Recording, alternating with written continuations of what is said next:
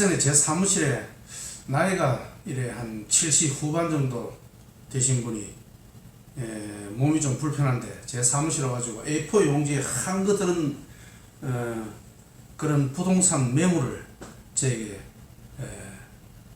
팔아달라고 이제 이야기를 하고 갔습니다. 자제분하고 왔는데 중풍이 걸려가지고 몸이 제대로 혼자서 걷지도 못하고 이런 상태였습니다. 그런데 그것을 보고 제가 많은 생각을 하게 되었습니다. 그분이 그 재산을 모을 때까지 얼마나 많은 그런 고민과 또는 자기 하고 싶은 것을 하지 못하는 그런 것을 하면서 이제 그런 많은 재산을 모았는데 과연 그것이 지금 그분은 이제 제가 볼 때는 몸도 불편하고 하니까 삶이 얼마 남지 않았다는 제 생각이 좀 들더라고요. 그런데 그런 상황에서 그렇게 많은 재산이 무슨 큰 의미가 있겠습니까? 그것은 우리는 그 사람을 보면서 저렇게 살아서는 안 되겠다는 생각을 제가 하게 되었습니다.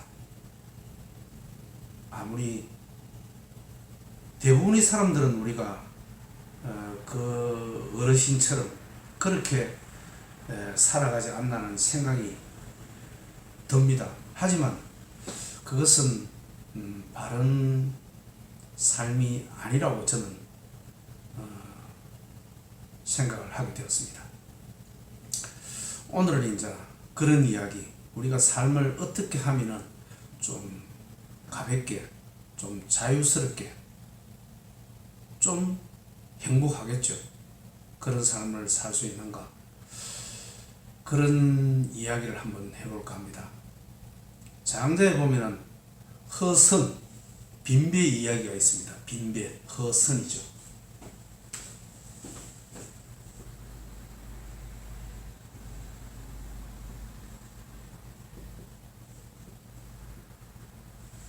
빈배, 허선. 장자에 보면은 빈배 이야기가 있습니다. 빈배 이야기가 내용이 어떠냐면은 황하강에 배를 타고 이제 저 강을 건너가고 있는데 어디서 이제 빈배가 와서 자기 배를 이제 부딪히게 되었습니다. 그런 경우에 아무리 성질이 고약한 사람이라도 그 빈배를 보고는 우리가 화를 내는 사람은 없겠죠. 빈배를 보고 사람이 없으니까. 그런데 거기에 이제 사람이 있다면 당연히 이제 부딪히게 되면 이쪽에서 화를 내겠죠. 예, 그런 이야기입니다. 이때 빈배, 저기서 말하는 허선입니다. 빈배. 저 빈배가 의미하는 것은 무엇일까? 빈배. 빈배처럼 우리가 살 수 있다면 그 누구도 우리를 욕하지 않겠죠. 그 내용이 그 빈배 이야기의 마지막 부분입니다. 있는 흙이 이유세입니다. 세상을 갖다가 유의하듯 유세, 흙이 자신을 비우고 세상을 유의하듯 산다면 이 말입니다. 기숙는 해집니다. 그 누가 해칠 수 있겠는가? 빈배 이야기 마지막 부분에 이런 이야기가 나옵니다. 빈배. 우리가 과연 빈배처럼 살 수 있다면 유의하듯 인생을 이죠 유세입니다. 세상을 놀듯이 유의하듯이 그렇게 살 수 있다면 그 누가 우리를 해칠 수 있겠는가? 네, 그런 내용입니다. 그런데 여기서 빈배라 하는 것은 우리가 어떤 삶을 이야기할까요? 그 어르신처럼 그런 재물을 많이 가진 소유 욕심 있는 그것은 당연히 빈배의 삶이 아니겠죠. 그러면 빈배의 삶이란 무엇일까요? 첫째가 이제 소유에 대한 그런 욕심을 줄여야 됩니다. 소유에 대한 욕심.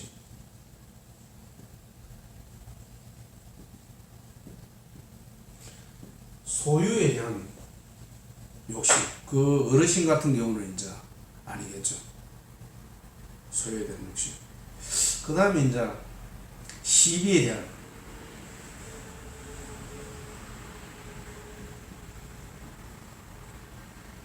시비지무라고 보시면 되겠습니다. 시비지심이라고 하는데 옳고 그름에 대한 그런 마음, 그 마음을 내려놓아야 된다. 그 다음에 이제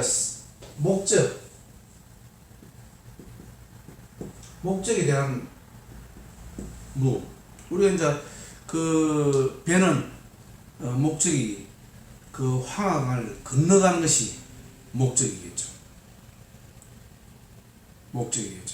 그러면 빈배처럼 산다는 것은 무엇을 말하느냐? 저기 말하는 그런 소유에 대한 내려놓음, 또 시시비비에 대한 내려놓음, 또 내가 황하강을 건너야 되겠다는 그런 목적의식에 대한 내려놓음, 이것을 이야기합니다. 그것을 내려놓고 될 때 그것이 바로 빈배의 삶이다. 빈배의 삶을 살게 되면 그 누가 나를 해칠 수 있겠는가? 그렇죠. 빈배는 우리가 황하강을 전에도 이야기했듯이 황하강을 건너가고 있는데 빈배가 내 배를 부딪힌다면 빈배를 보고 욕을 하는 사람은 없다 이 말씀입니다. 그러면 빈배처럼 살아야 된다. 그때 빈배에 해당되는 것이 이제 제가 볼 때는 저 세 가지를 제가 이야기를 드립니다. 소유에 대한 것. 우리는 소유를 하고 있다면 그 소유에 대해서 어떤 나에게 공격을 하게 되면, 해침을 오게 되면 화가 일어나죠. 소유는 돈과 명예와 권력, 거기에 대해서 어떤 배가 부딪힌다면, 방해를 받는다면 화가 일어나겠죠. 그런데 소유라 하는 것, 그것은 불교에서 말하는 우리 몸과 마음도 내 것이 아니다. 무상하다 이거죠. 무상하다. 모든 것이 변한다 이 말입니다. 당연히 돈과 명예와 권력도 영원히 나와 함께 하지 않는다. 변한다. 그러니까 내 것이 아니다.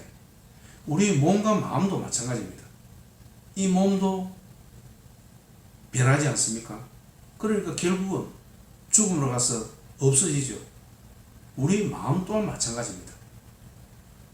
그런데 나의 몸과 마음도 변해서 내 마음대로 하지 못한다. 없어지는데 돈이라든지 명예와 권력 또한 무상하게 변해가기 때문에 항상 내 곁에 있지 않다. 그런데 그 찾아온 그 할아버지 그 많은 재산, 곧 죽음으로써 그 재산은 없어지겠죠.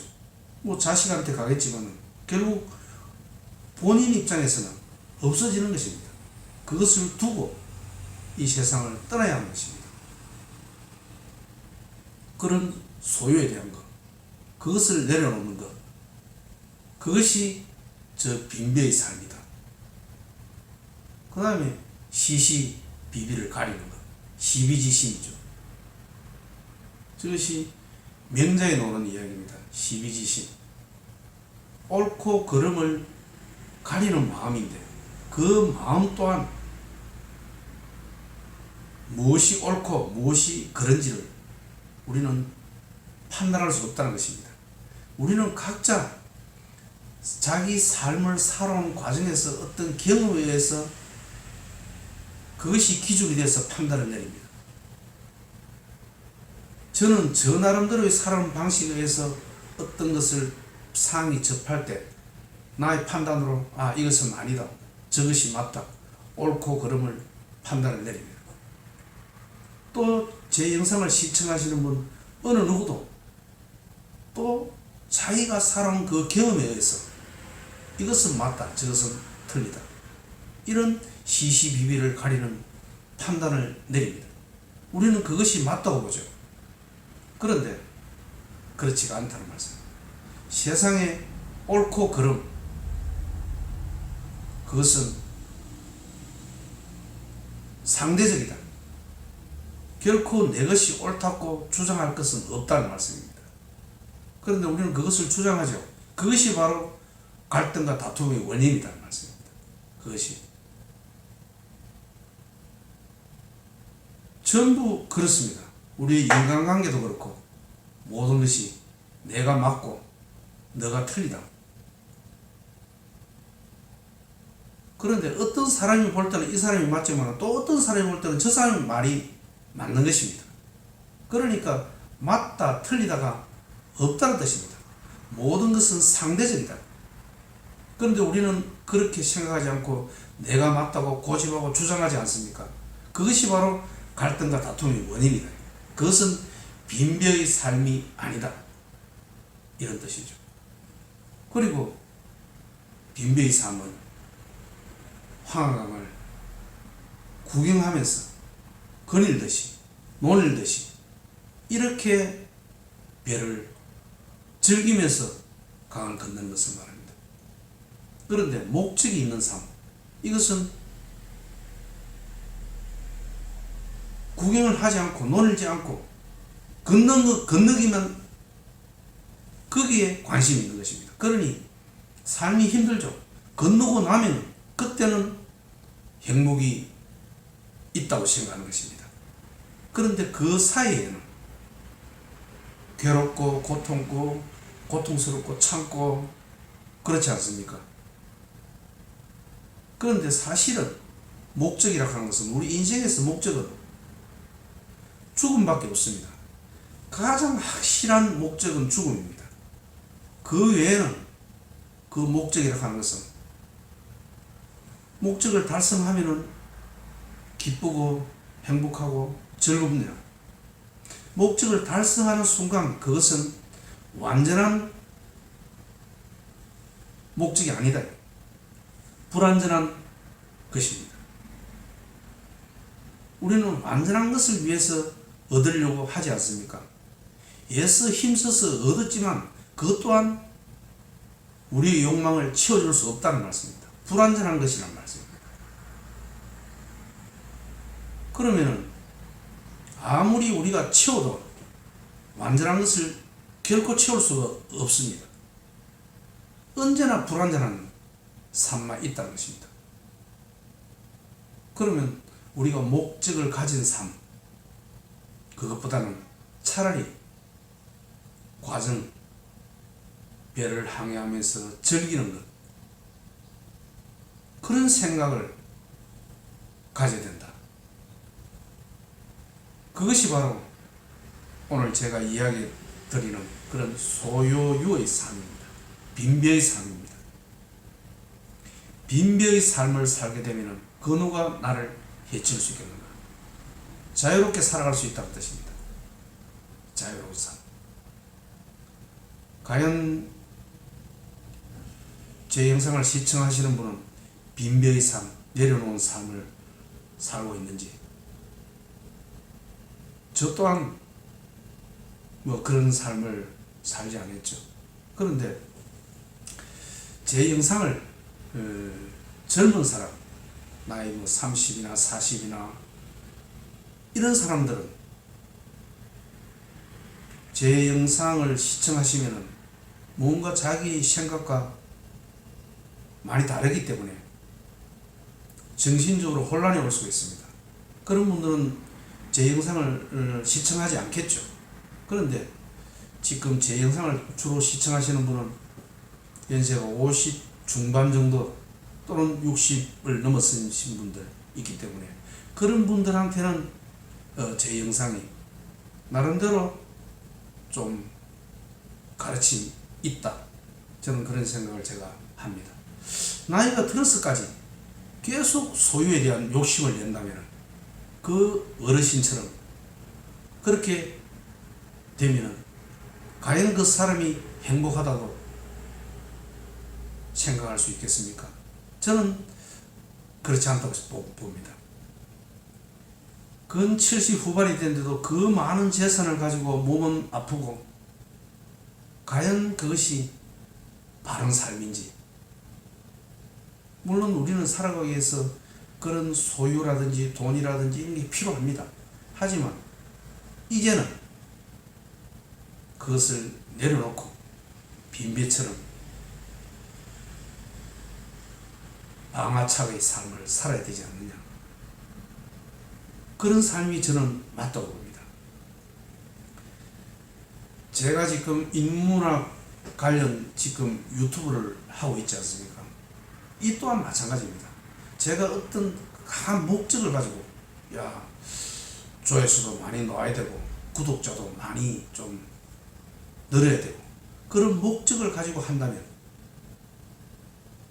저는 힘들겠죠. 집 자체가 왜 구독자도 많이 늘지 않고 조회수도 많이 올라가지 않으니까 제가 하고 있는 이런 준비하는 이런 인문학 강의 이 자체가 괴로울 수 있습니다. 힘이 드니까. 그것이 바로 목적을 가지고 할 때는 우리는 제가 하는 이런 과정들이 고통스럽다. 힘이 든다 이거지. 그런데 저는 뭐 그렇지는 않습니다. 저는 제가 하는 이 공부가 좋기 때문에 제가 공부를 하고 즐겁게 또 구독자도 많지 않고 조회수도 많지 않더라도 간혹 또 제 영상이 도움이 되는 그런 사람이 있다면 저로서는 고마운 일이고 또 제 영상을 듣고 그런 도움이 된다면 저는 그것을 보람으로 제가 느낍니다. 그래서 저에게는 그런 큰 목적이 없습니다. 그러면 제가 하는 이런 인문학 강의 자체도 준비할 때도 즐겁고 또 구독자가 올라오고 조회수가 올라오고 하면 그것 또한 즐겁고 그렇습니다.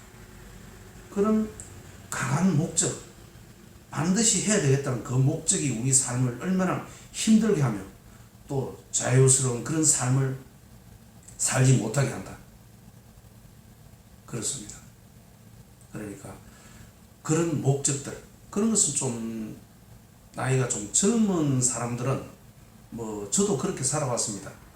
이런 목적을 가지고 뭔가 이루려고 하고 달성하려고 하고 그런 힘이 듭니다. 하지만 그것 또한 의미가 있기 때문에 괜찮습니다. 하지만 제 영상을 시청하신 분 정도 50 중반을 넘어섰을 때는 이제는 그런 목적은 우리를 힘들게 합니다. 달성하려는 것 때문에 과정이 힘듭니다. 그런데 그런 과정도 즐겁고 또 되면 결과도 즐겁고 그렇죠. 그것이 바로 장작이 이야기하는 소요유의 삶입니다. 인생을 거닐듯이 즐기듯이 소풍 여행하듯이 그렇게 사는 삶을 이야기하는 것입니다. 자, 목적에서 좀 내려놓고 자유스럽고 또 내가 가진 그런 재물들, 명예, 권력 또한 너무 집착하는 것, 그것 또한 소요유의 삶을 방해하는 것입니다. 또 시시비비를 가리는 것, 시시비비를 가리는 것은 결코 맞지가 않습니다. 그것은 상대적입니다. 그러니 결코 내가 맞다, 네가 틀리다, 또 네가 맞는 것도 없고 내가 맞는 것도 없습니다. 그것은 어떤 관점에서 보느냐, 또 그 사람이 그것을 맞다고 생각하는 것은 그 사람이 살아오는 과정에서 경험에 의해서 판단에 의해서 그 사람은 그렇게 생각할 뿐입니다. 저 또한 그렇습니다.